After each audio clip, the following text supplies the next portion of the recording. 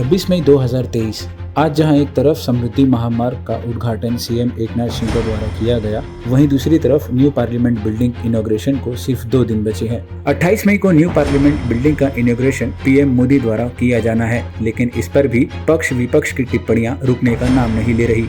UBT Shiv Sena के leader Sanjay Raut की तरफ से फिर एक बयान जारी किया गया है। ये मामला है इस देश के राष्ट्रपति और संविधान के सम्मान का।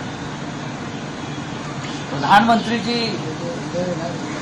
नए संसद भवन का उद्घाटन करते हैं, अपने अधिकार में करेंगे। लोकसभा के अध्यक्ष ने उन्हें इनवाइट किया है, लेकिन अगर आप निमंत्रण पत्रिका देखें, अगर आप कार्य देखें,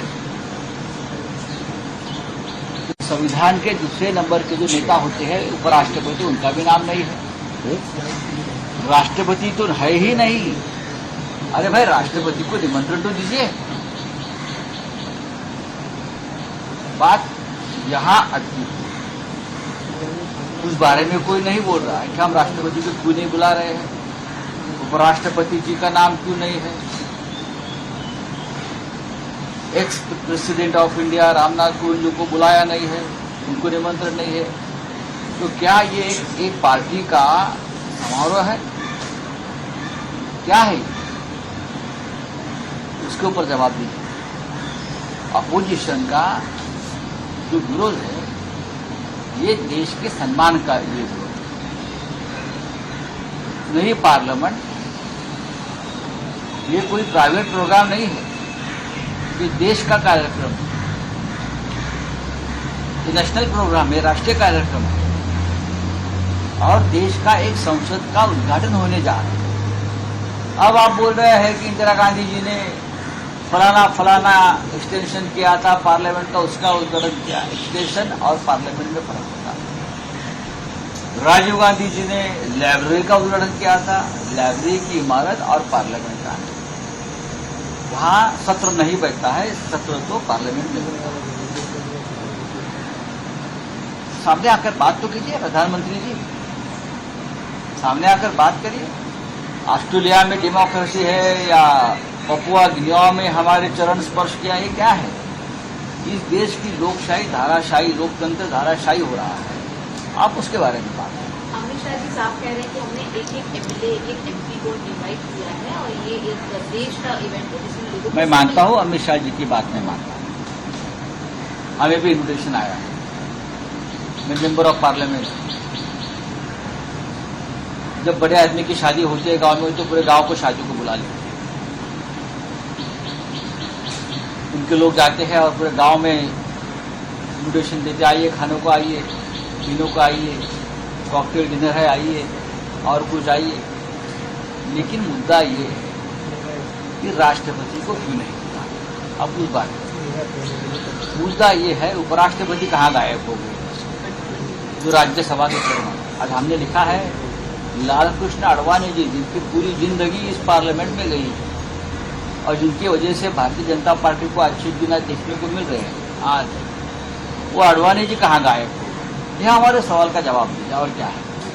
हालांकि जिन 19 पॉलिटिकल पार्टीज ने पीएम मोदी द्वारा न्यू पार्लियामेंट बिल्डिंग इनॉग्रेशन का बायकॉट करने का ऐलान किया था, उन्हें deputy CM of Maharashtra Devendra Fadnavis की तरफ से करारा जवाब दे दिया गया था। कांग्रेस और उनके साथ जो पार्टियां बहिष्कार कर रही है, उनका लोकतंत्र पर विश्वास नहीं। ये केवल संसद भवन नहीं है, 140 करोड़ जनता की आस्था का ये मंदिर है और नए भारत की ताकत का ये एक प्रतीक है कि 3 या 4 साल में इतना बड़ा संसद भवन भारत बना सकता है। इसको देखकर पूरी दुनिया अचंभित है। लेकिन इन नेताओं का दोगलापन देखिए। ये कहते हैं कि राष्ट्रपति जी ने उद्घाटन करना चाहिए और इसलिए बहिष्कार कर रहे हैं। तो इंदिरा जी ने संसद की एनेक्स बिल्डिंग का उद्घाटन किया, तब ये बात क्यों नहीं आई? महाराष्ट्र के विधान भवन का उद्घाटन इंदिरा जी ने किया, तब ये बात क्यों नहीं आई? राजीव जी ने संसद की लाइब्रेरी का उद्घाटन किया, उस समय ये बात क्यों नहीं आई? तमिलनाडु के विधानसभा के उद्घाटन में सोनिया जी थी, उस समय ये बात क्यों नहीं आई? नीतीश कुमार जी ने बिहार के विधान भवन का सेंट्रल हॉल है उसका उद्घाटन किया, तब तब राज्यपाल जी को क्यों नहीं बुलाया गया? मणिपुर के इम्फाल में मनमोहन सिंह जी और सोनिया जी ने विधान भवन का उद्घाटन किया, तब तो फिर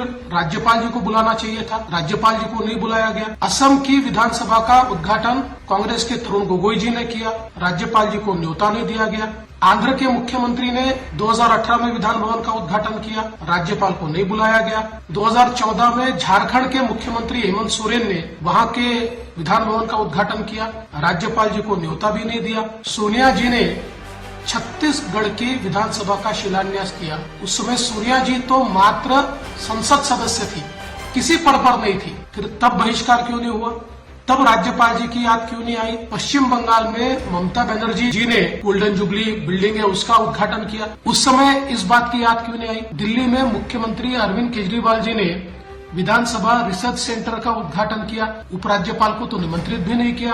तेलंगाना में विधान भवन का उद्घाटन हुआ, मुख्यमंत्री केसीआर ने किया, उस समय राज्यपाल जी को न्योता नहीं दिया। तो जब ये करेंगे तो लोकतांत्रिक, और प्रधानमंत्री मोदी जी जब नए संसद भवन का उद्घाटन करते हैं, जिसको देखकर पूरी दुनिया अचंभित है, ऐसे समय बहिष्कार की बात करना दोगलापन है, ये लोकतंत्र विरोधी है। इनको देश के साथ कोई लेन देन नहीं, देश के संविधान के साथ लेन देन नहीं, देश के लोकतंत्र के साथ लेन देन नहीं, ये केवल कुर्सी के लिए राजनीति करने वाले लोग हैं, और इसलिए इनका मैं निषेध करता हूं। सर, पहली बार ऐसा हो रहा है कि जॉइंट स्टेटमेंट दिया गया है जितनी तमाम पार्टी हैं, 19 पार्टी उनकी तरफ से। कुर्सी के व्यापारी है जी, इनको सत्ता और कुर्सी की लालसा इतनी है कि सत्ता और कुर्सी की लालसा के लिए सारे लोग एक साथ आते हैं। ये लोग ये जानते हैं कि मोदी जी का मुकाबला ये नहीं कर सकते, न नेता है, न नीति है, और न नियत है। इसलिए ये सारे के सारे लोग एक साथ आकर ऐसा मानते हैं कि हम मोदी जी को बदनाम करेंगे और हम वापस कुर्सी हथियाएंगे, लेकिन इनके सपने। लेकिन इसके बाद भी ये टिप्पणियां रुकने का नाम नहीं ले रही। इस बीच निर्दलीय सांसद नवनीत राणा की तरफ से भी बयान दिया गया है। उन्होंने कहा है कि पुरानी संसद अंग्रेजों ने बनाई थी, लेकिन नई संसद के पीछे का दिमाग और काम भारतीयों का है। जब से हमारा पार्लियामेंट बना है और लॉ बना है, जब से सभी मेंबर ऑफ पार्लियामेंट जहां जाके बैठते हैं, वो एक ब्रिटिश कालीन दिमाग वाले पार्लियामेंट में आज तक हम बैठकर, हमारा सबसे बोलते हैं कि जब मैं गई भी थी तो माथा टेक के गई थी, क्योंकि हमारे लिए वो सबसे बड़ा लोगों को न्याय देने वाला मंदिर है। वो ब्रिटिश लोगों ने बनाई हुई चीज़ थी। आज जब इंडियन ने और इंडियन कारागारों ने और इंडियन ही सब दिमाग लगा के नया पार्लियामेंट बना है, तो मुझे लगता है ये विरोधकों को तकलीफ क्या है? विरोधों को तकलीफ ये है कि वो मोदी जी ने बनाई है। अब आने वाले 2 दिनों में क्या कुछ होगा ये तो सामने आ ही जाएगा, मगर इन सब को मिला और जोड़कर देखा जाए तो आने वाले चुनाव की तैयारी महसूस होती है। Team Mumbai press. इसी तरह की लेटेस्ट अपडेट पाने के लिए सब्सक्राइब करें मुंबई प्रेस, और हाँ, एप्पल और एंड्रॉइड स्टोर से मुंबई प्रेस ऐप डाउनलोड करना ना भूलें।